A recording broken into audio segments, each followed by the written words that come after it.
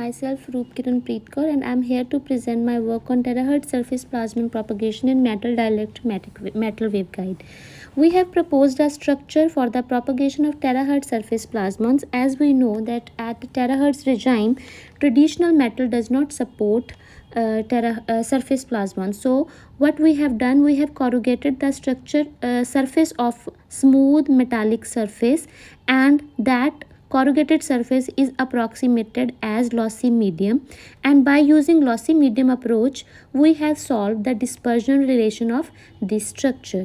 So we have three regions, region 1, region 2 and region 3 as described here, and the dispersion relation of the structure is solved by using the by assuming that this lossy medium is made up of series of parallel plate waveguide, and by applying the boundary condition which is at y equals to 0 and y equals to b, where b is the distance between these two slabs which is the dielectric region, we have solved this dispersion relation, and the dispersion relation is plotted here in figure B. This dispersion relation shows that there is a saturation of the curve which is obtained at approximately 0.32 terahertz. This shows that the frequency of the surface plasmon is 0.32 terahertz.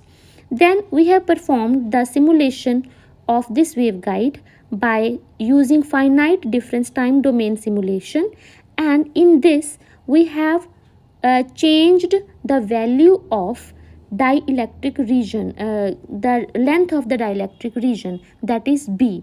So here black line is for 0.1 mm, the gap region is 0.1 mm, red is for 0.2 and blue is for 0.3. And what we have seen that by decreasing the gap between the two slabs, the amplitude could be increased, and also the resonance dip is broadened.